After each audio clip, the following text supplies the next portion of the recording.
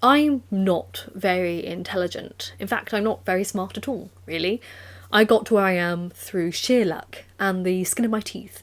And the second I got into my PhD programme, I knew I wasn't good enough to be there. Every time I meet a new academic, I become incredibly self-conscious of how stupid I must seem to them. They would always look at me with these disconcerted eyes, and I would wonder, at one point, they'd feel obligated to turn the topic of conversation from ancient literature to Disney's Hercules just to meet me at my level. So that is imposter syndrome. Imposter syndrome plagues many people in academia at every point, not just with younger academics, as there are many long-suffering figures holding positions at prestigious universities who hold professorship positions and whom can boast multiple publications who also suffer with imposter syndrome. Everywhere you turn in academia, there's always going to be someone smarter than you, and for some of us, that's a lot of people. So what really is imposter syndrome, and is there a way of getting out of it? So imposter syndrome is the feeling of being a fraud in a system who is at risk of being exposed and ultimately and rightly displaced from it. So when one feels like an imposter, one feels as though they are not good enough to be there, and their presence in the environment is the result of trickery, fraudulence, or just damn luck. As Stephen Gadsby puts it, those who suffer from it tend to ignore or misattribute evidence of their own abilities in favour of the evidence of their inadequacies. And imposter syndrome is not just a little bit of discomfort, it can be mentally anguishing, causing individuals to obsess over every detail of a conversation or their work, procrastinate to the point of failure, or quitting their field entirely, whether that's dropping out of a degree or leaving a job. Now, though it's been a concept since the late 1970s, it failed to receive any scientific or philosophical attention until the 2000s. As Leary et al. Puts it, quote, "Imposters dismiss praise, derogate the accuracy of positive evaluations, and engage in other behaviours that insulate them against information that would validate their competence or worth." Today's episode of The Annotated Mind was prompted from a message that I received from my Google Forms and the podcast form down below. You can always submit your questions down to me too. Now this one was from a philosophy student in Australia, and they wrote, quote, "I've struggled with comparing my own academic progress and abilities to others. It can be hard to know the truth of other people's experiences. There are plenty of people who exaggerate their own understanding of material and name-drop academics you've never heard of to make themselves look smart. And even though I know they're trying to make themselves look good, I can't help but wonder if they've got a better grip on things than I do." Now, what I really appreciate about this listener's write-in here is their acute deductive skills when analysing this situation. Rather than immediately saying, everyone knows more than I do and I don't belong here, they are aware of the tendency for people to often flex their intellectual prowess through ground-sounding and name-dropping, which gives me hope that the listener here hasn't fallen down the rabbit hole and doesn't doubt their own ability to be there too much. There are actually two types of crowds that you see in academia.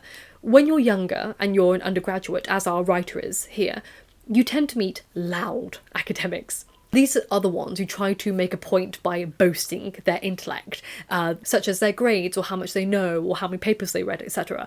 It's kind of the intellectual equivalent of peeing on something to assert their territory.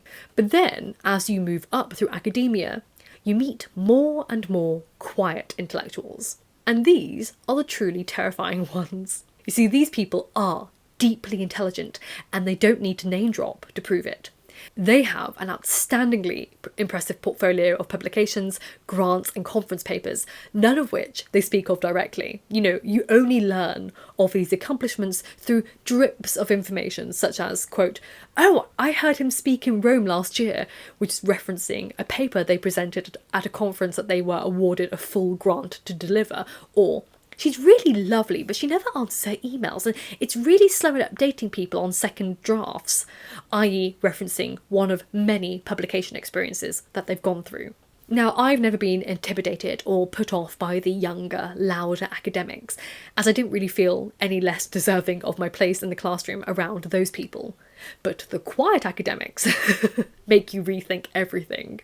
I've only really spoken to a handful of PhD students and professors and independent academics, and despite that, these handfuls of people make me feel like a perpetual imposter, to the point that I now lie to people I don't know. When I'm asked, I tell people that I work from home as a secretary, and I mention nothing about my job or my research, because if I told people that I was doing a PhD, they'd have expectations of me that I knew I could never meet. If I'm being perfectly honest, one of my biggest regrets is ever telling people online or anyone in my real life I was doing a PhD, because again, I don't meet the criteria of what people expect from an academic.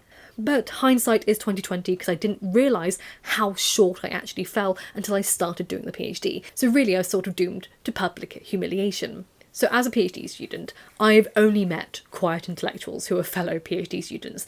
These are people who read 3 books a week minimum and easily read around 12 academic papers a day, and they are usually fluent in at least 2 languages, but usually 3 or 4.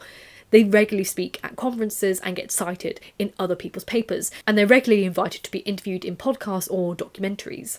They also seem to have networks of other academics with whom they collaborate, organise publications and conferences and book deals. And they do all of this whilst also having real jobs in academia, either teaching or professorships, and usually also whilst raising families, working out, remaining mentally stable and maintaining flourishing relationships.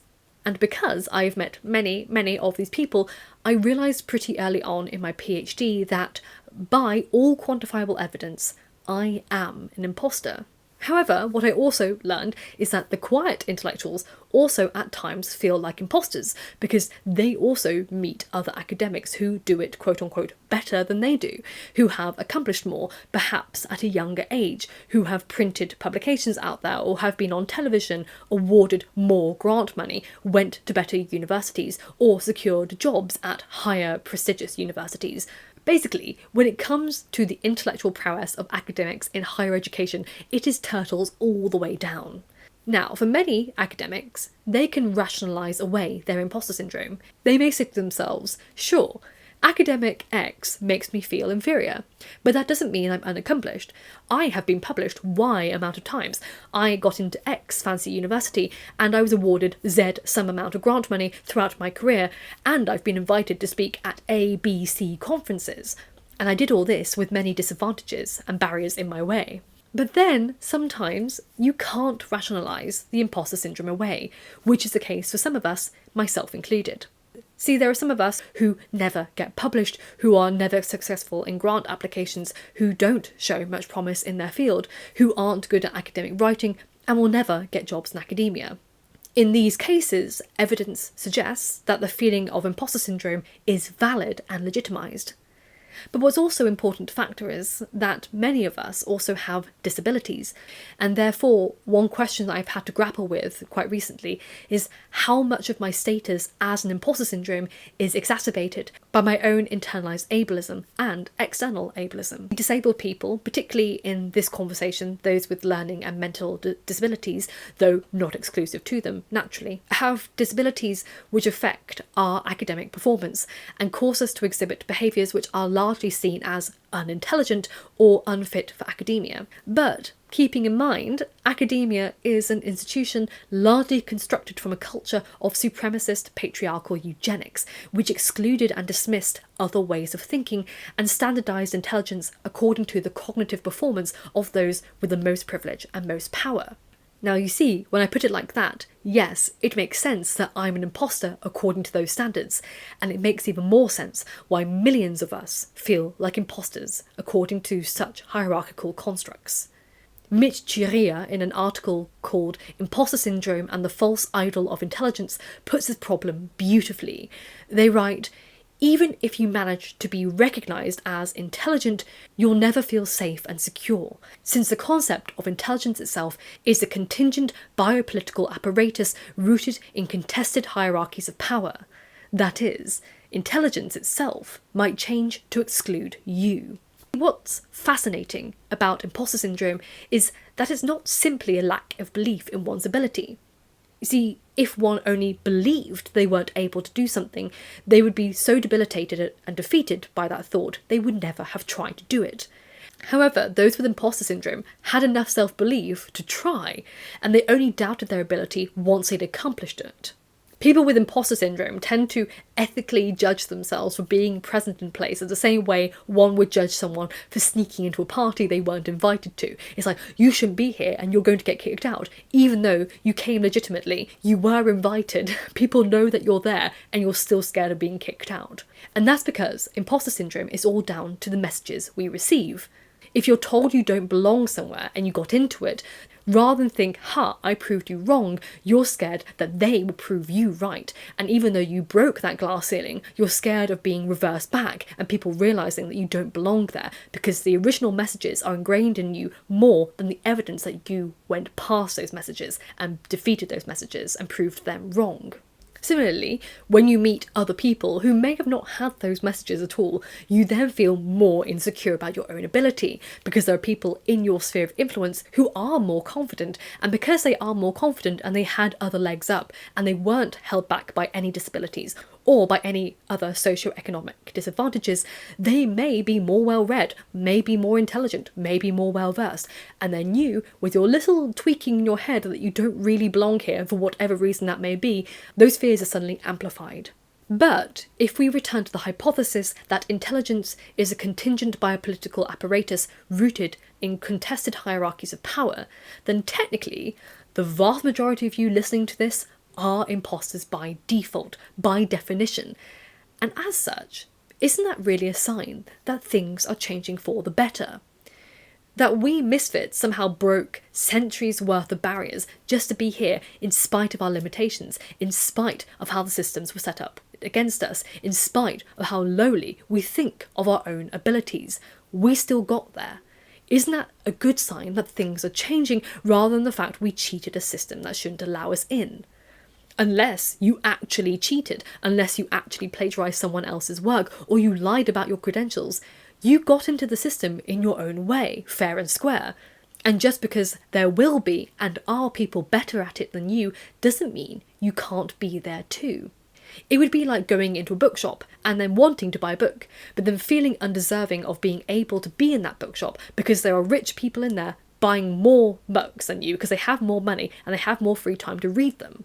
Well, why would you let someone else's reading abilities and financial status impact your willingness and ability to buy a book and read it? It's only when we're in the system that we can see a lot of the disparities between how we work and how others operate. And it was only after I started my PhD that I became aware that I had two disabilities, that I was autistic and that I was dyslexic. And I somehow blacked my way through many layers of careers and academia without any of the external support that I was legally entitled to and deserving and needing of for 3 decades. But whilst I managed to do it without the help, that doesn't make me any less disabled, nor does it mean that I shouldn't be there just because I am disabled in a system that wasn't set up for me. So I hope my philosophy student in Australia found this helpful, or any of you feel it helpful. You see, we actually may be imposters, particularly according to the hierarchical structures of the education system. We shouldn't be there. Legally or historically speaking, the systems and constructs were not built for a lot of us to be in the space. But times are changing, and that's a good thing. And if you think that there may have been reasons why you shouldn't have been there historically, doesn't mean you shouldn't be here now. Similarly, if you are not the same status or level as one of your peers, that doesn't mean that you aren't deserving to be there too. You just bring a whole different thing to it. Be inspired by the people around you rather than intimidated, and allow yourself to be an imposter in a system which wasn't welcoming to most of the people out there. I hope you found this helpful. If you did, please consider liking and reviewing the podcast and following it or subscribing to it. I have a Google form down below, so if you have a question you would like me to answer on the podcast, or a topic you'd like me to talk about more generally, please leave it down below. Thank you as always to my patrons for making this possible and for listening, and I hope you are happy and healthy. And remember, books save lives, so keep reading.